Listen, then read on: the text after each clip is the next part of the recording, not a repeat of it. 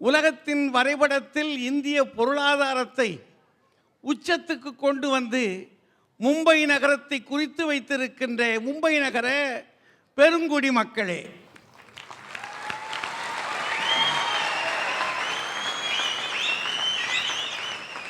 இந்த நிகழ்ச்சிக்கு மிக பெரும்பாலாக ஆதரவு தந்து இங்கே வருகை தந்திருக்கின்ற உங்கள் அத்தனை பேருக்கும் வணக்கத்தை மிக பணிவாக தெரிவித்துக் கொள்கிறேன்.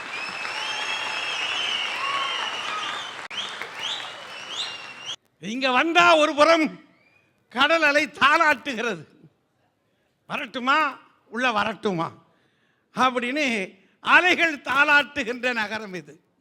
எத்தனை பெரிய கட்டிடங்கள், வானுயர்ந்த கட்டிடங்கள். இத்தனை பெரிய கட்டடங்கள் மட்டும்தானா? துணி வாங்கணுமா? தமிழ்நாட்டு பகுதியிலிருந்து எல்லாரும் வந்து சேர்கிற மான்செஸ்டர், இந்தியாவின் மான்செஸ்டர், இதுதான் இந்தியாவின் வாசல், கேட்வே ஆஃப் இந்தியா. அங்கே பார்த்தா புறாக்கள் வரிசை வரிசையாக வட்டமிடுகின்றன. மக்கள் அங்கங்கே இருந்து பொறிகளை அள்ளி போட்டுக் கொண்டிருக்கிறார்கள். புறாக்கள் வேறு யாரும் அல்ல, சமாதானமாக எவர் வந்தாலும் வரவேற்பதற்கு இந்திய மக்கள் தயாராக இருக்கிறார்கள் என்று காட்டுவதற்கான அடையாளம். நாங்கள் எதை கும்பிடுறதாக இருந்தாலும் பிள்ளையாரை நினச்சிட்டு தான் மற்ற காரியங்களை தொடங்குவோம். எங்கள் ஊர் பழக்கம் அது. அந்த சாமிக்கு அங்கே திருமணம் ஆகலை. இங்கே வந்து பார்க்குறேன், அந்த சாமிக்கு 2 பேர், ஒன்று சித்தின்னு ஒன்று புத்தின்னு.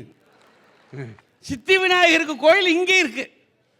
அது மட்டும் இல்லை, இந்த நகரத்திற்கு எவர் வந்தாலும் சரி அந்த மக்களை ஒரு நாளும் இந்த மும்பாதேவி வெறுமையாக அனுப்ப மாட்டாள்.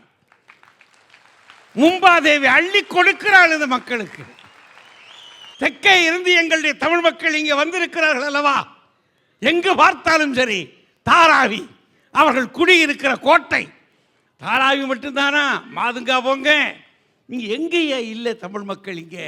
அது மட்டும் இல்லை, கடலுக்கு நடுவில் ஒரு ஹாஜி அலி தர்கா, இன்னொரு பக்கம் பார்த்தா தாதரில் போர்த்துகீஸ் தேவாலயம், மாகியில தேவாலயம், பழமையான தேவாலயங்கள். வீட்டு ரயில்வே ஸ்டேஷன் போங்க, என்ன சிற்ப வேலைப்பாடுகள். அங்கேயே நின்றுக்கிட்டு இருக்கலாம் போல இருக்கு. இயற்கை எழில் கொஞ்சுகிற ஜூகு பீச் ஒரு பக்கம், மெரைன் டிரைவு போதாதா, பந்த்ரா. இந்த காதலர் பூங்காவை பார்த்த ஒருபாடு சே, ஒரு 50 வயசுக்கு வருஷத்துக்கு முன்னாடி வர வேண்டிய இடத்தம் அல்லவா இது, பிந்திட்டமே. அது மட்டும் இல்லை, மும்பை வர்த்தக சந்தை, இந்தியாவை வானளவு உயர வைத்திருக்கின்ற வர்த்தக சந்தை. வர்த்தக சந்தை மட்டுமா, பந்த்ரா குர்லா காம்ப்ளெக்ஸு, நாரிமன் பாயிண்ட்டு. இதில் எதங்க அந்த பகுதிக்கு போனால் அந்த கட்டடங்களை அதையும் பார்த்த பிற்பாடு நம்ம இந்த ஊரில் தான் இருக்கோமா, இல்லை துபாயில் இருக்கோமா, அபுதாபியில் இருக்கோமா, இல்லை அமெரிக்காவுக்கு தான் போயிட்டோமா, சிங்கப்பூரா, மலேசியாவா, எங்கேயா இருக்கோம் என்று பார்க்கிற போது, இந்த நகரத்தை பார்க்குற போது எத்தனை அழகு. இவ்வளவு நேரம் பேசிவிட்டு இருக்கக்கூடிய டப்பா வாலாக்கள், அவங்கள விட்டுற முடியுமாங்க? இன்னைக்கு பிரிட்டன் அரசரை இங்கே வந்து கல்யாணத்துக்கு அழைப்பு அழைச்சிட்டு போயிருக்காருன்னா, மும்பை டப்பாவாலாக்களுக்காக மட்டுமா கொடுத்தாரு? இந்தியாவுக்கே கொடுத்துருக்காருயா அழைப்பு. அந்த பெருமையை டப்பாவாலாக்கள் வாங்கி கொடுத்திருக்கிறார்கள் அல்லவா. மொத்தத்தில் மும்பை மாநகரம் மண்ணின் சொர்க்கம். இந்த சொர்க்கத்தில் வாழுகின்ற உங்கள் அத்தனை பேரையும் பார்க்கிற பொழுது கொஞ்சம் பொறாமை, கொஞ்சம் மகிழ்ச்சி. பொறாமையை விட மகிழ்ச்சி என்பது கூடுதலாக இருக்கிறது. இந்த அரங்கிலே சன் டிவியினுடைய அரட்டை அரங்கத்தை தொடங்கி நடத்துவதிலே நாங்கள் மகிழ்கிறோம். எதுக்காக பாரத நாட்டிற்கு வணக்கம் செலுத்தணும், சல்யூட் அடிக்கணும்?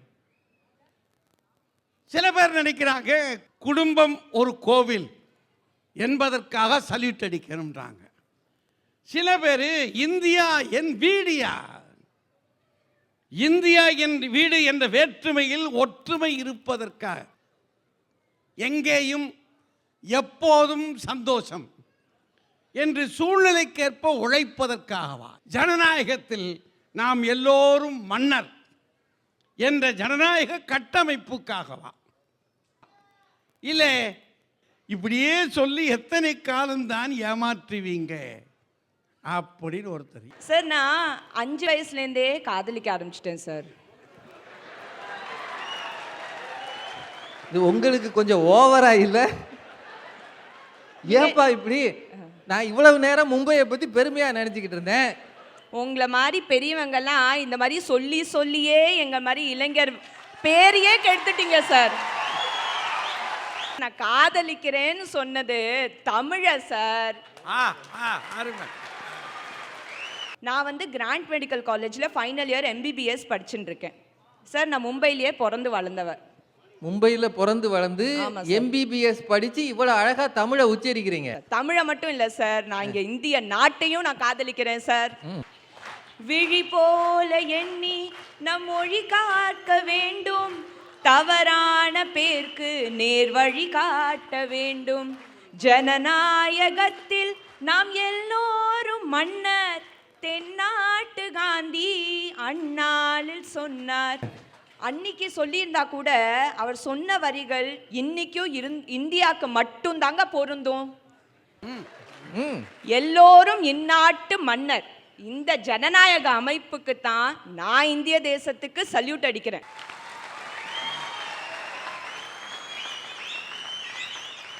ரம் ரம் சம்சம் வெட்டு வெட்டு குத்து குத்து அடி இடி நின்ற உச்சி முடி முதல் எடுத்து சிலாவற்ற அடிச்சு பாதாளத்தில் இறக்கி நிக்கே சிவாயகா என்று வரைஞ்சா என்ன விளையாட்டா?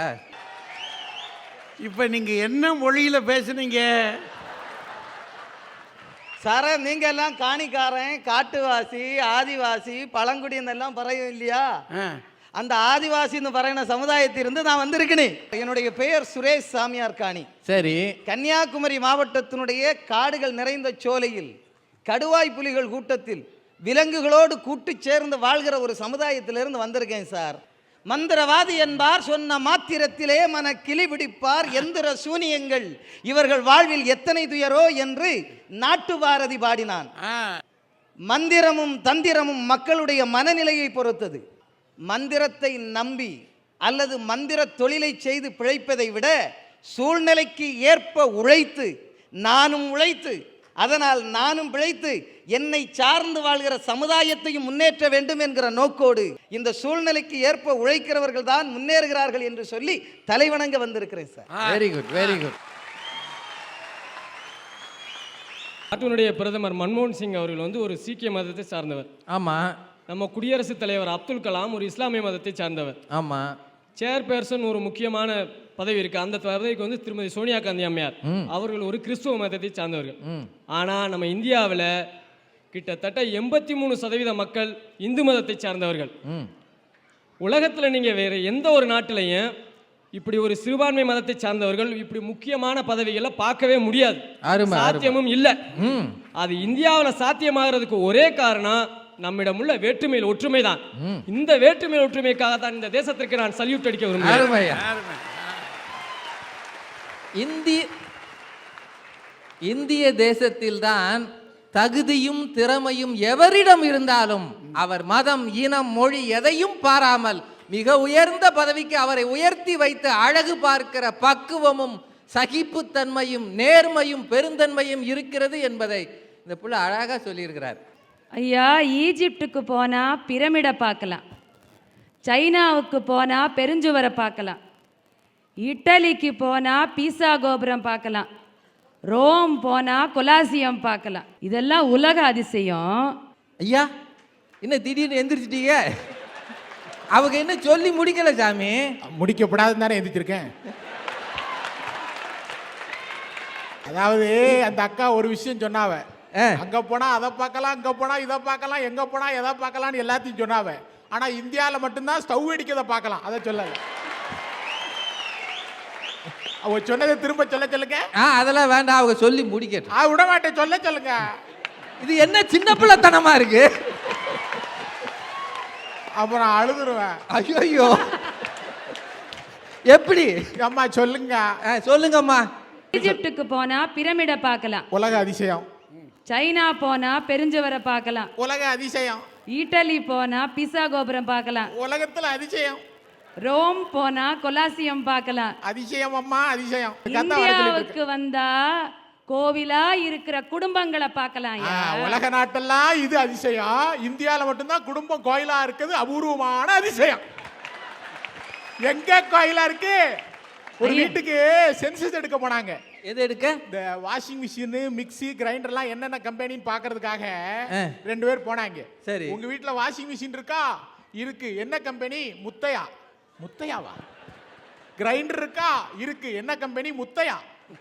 என்னையா புது கம்பெனியா இருக்கு? மிக்ஸி இருக்கா? இருக்கு. என்ன கம்பெனி? முத்தையா. ஏம்மா எங்க இருக்கு? அண்ணா ஈச்சர்ல படுத்து கிடக்கு பாருங்க. இதாயா குடும்பம் கோயிலு. அது வீட்டுக்காரர் பேரை அப்படி சொல்லி இருக்காங்க. வீட்டுல அவர்தான் கிரைண்டர், அவர்தான் மிக்ஸி, அவர்தான் வாஷிங் மிஷின். அவர்தான் முத்தையா. முத்தையா சரியா? அவர்தான் குடும்பத்து சொத்தையா.